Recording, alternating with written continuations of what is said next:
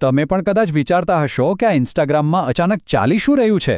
ચારે બાજુથી data leak અને પાસવર્ડ રીસેટના ઈમેલ્સની વાતો સંભળાઈ રહી છે. તો ચાલો આજે આપણે આખી ગૂંચવણને ઉકેલીએ અને સમજીએ કે આખરે આ મામલો છે શું.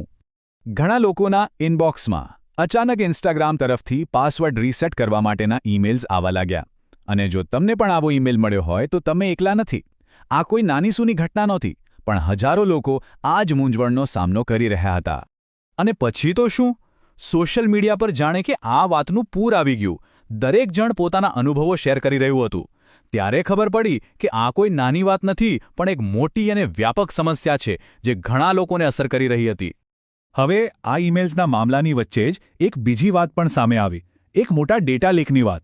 અને અહીંથી જ ખરી ગૂંચવણ શરૂ થઈ.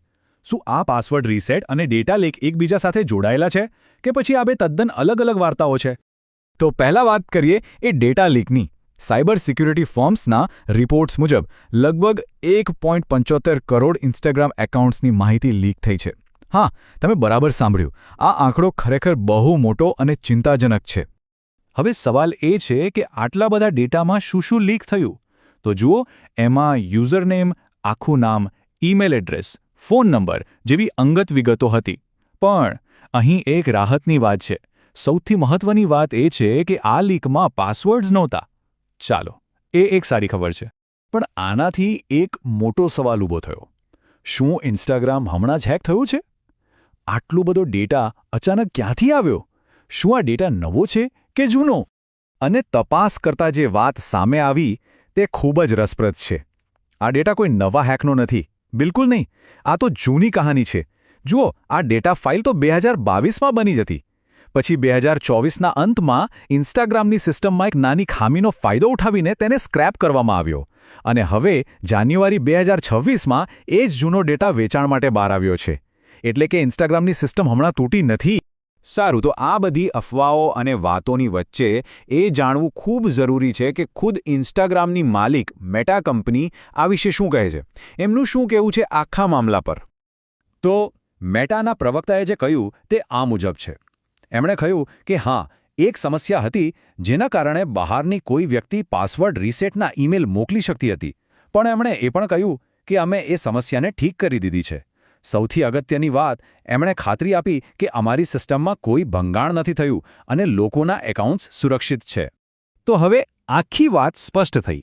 અહીં બે અલગ અલગ બાબતો છે જેને આપણે ભેગી કરી રહ્યા હતા. એક બાજુ છે પાસવર્ડ રીસેટવાળા ઈમેલ્સ. એક ટેકનિકલ ભૂલ હતી જેને મેટાએ સુધારી લીધી. અને બીજી બાજુ છે ડેટા લીક, જે ખરેખર તો 2-3 વર્ષ જૂનો ડેટા છે. બસ થયું એવું કે આ બંને વાતો એકસાથે સામે આવી એટલે ગૂંચવણ થઈ. પણ યાદ રાખજો, આ બંનેનો સીધો કોઈ સંબંધ નથી. ઠીક છે, તો ડેટા જૂનો છે અને પાસવર્ડ્સ પણ લીક નથી થયા. તો શું હવે ચિંતા કરવાની જરૂર નથી? ના, એવી ભૂલ બિલકુલ ન કરતા. કારણ કે અસલી ખતરો તો કંઈક બીજો જ છે અને તે કદાચ વધુ ગંભીર હોઈ શકે છે. જુઓ, ખતરો એ નથી કે કોઈ પાસવર્ડ જાણીને સીધું અકાઉન્ટ હેક કરી લેશે. ના, ખરો ખતરો એ છે કે જે બીજી માહિતી બહાર આવી છે, જેમ કે નામ, ઈમેલ, ફોન નંબર, એનો ઉપયોગ અત્યારે જ આજે જ બીજા પ્રકારના હુમલાઓ માટે થઈ શકે છે. અને એ કેવી રીતે? ચાલો જોઈએ. સૌથી પહેલો અને સૌથી સામાન્ય ખતરો છે ફિશિંગ. આમાં શું થાય? હેકર્સ લીક થયેલી માહિતીનો ઉપયોગ કરીને એવા ઈમેલ કે મેસેજ મોકલે છે જે બિલકુલ અસલી લાગે અને પછી એમાં આપેલી લિંક પર ક્લિક કરાવીને પાસવર્ડ કે બેંકની વિગતો કઢાવી લે છે. આ ખૂબ જ ખતરનાક બની શકે છે. અને એનાથી પણ એક પગલું આગળ એક વધુ ગંભીર ખતરો છે સિમ સ્વેપિંગ. આ થોડું જટિલ છે, પણ સમજો. આમાં ગુનેગારો મોબાઈલ કંપનીને કોઈક રીતે છેતરીને કોઈનો ફોન નંબર પોતાના સિમ કાર્ડ પર ચાલુ કરાવી દે છે. અને એકવાર એવું થઈ જાય તો બધા ઓટીપી અને વેરિફિકેશન કોડ સીધા એમના ફોન પર જાય છે. વિચાર કરો કેટલું જોખમી છે. સારું, તો હવે આપણે ખતરાઓ વિશે તો જાણી લીધું, પણ સૌથી મોટો સવાલ એ છે કે આ બધાથી બચવું કઈ રીતે? ચિંતા કરશો નહીં, એના ઉપાયો પણ છે. ચાલો, એક પછી એક એવા પગલાં જોઈએ જે ડિજિટલ સુરક્ષાને મજબૂત બનાવશે. અહીં એક સિમ્પલ ચેકલિસ્ટ છે.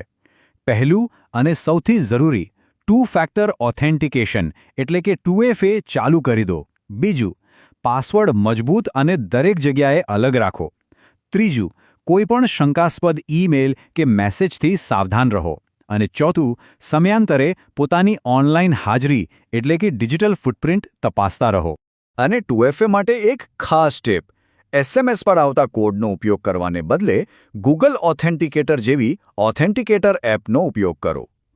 કેમ? કારણ કે એ સિમ સ્વેપિંગ જેવા હુમલાઓથી બચાવે છે. એ SMS કરતાં વધુ સુરક્ષિત છે. હવે ડિજિટલ ફૂટપ્રિન્ટ કેવી રીતે તપાસવી? એક વેબસાઇટ છે હેવ આઈ બીન પૉન્ડ. ત્યાં ઈમેલ એડ્રેસ નાખીને જોઈ શકાય છે કે એ કોઈ ડેટા લીકમાં આવ્યું છે કે નહીં. બીજું, ઇન્સ્ટાગ્રામના સેટિંગ્સમાં જાઓ અને જુઓ કે કયા ડિવાઇસમાં અકાઉન્ટ લોગિન થયેલું છે. કોઈ અજાણ્યું ડિવાઇસ દેખાય તો તરત જ તેને દૂર કરો. અને ઓથોરાઇઝ્ડ એપ્સ પણ ચેક કરી લેજો.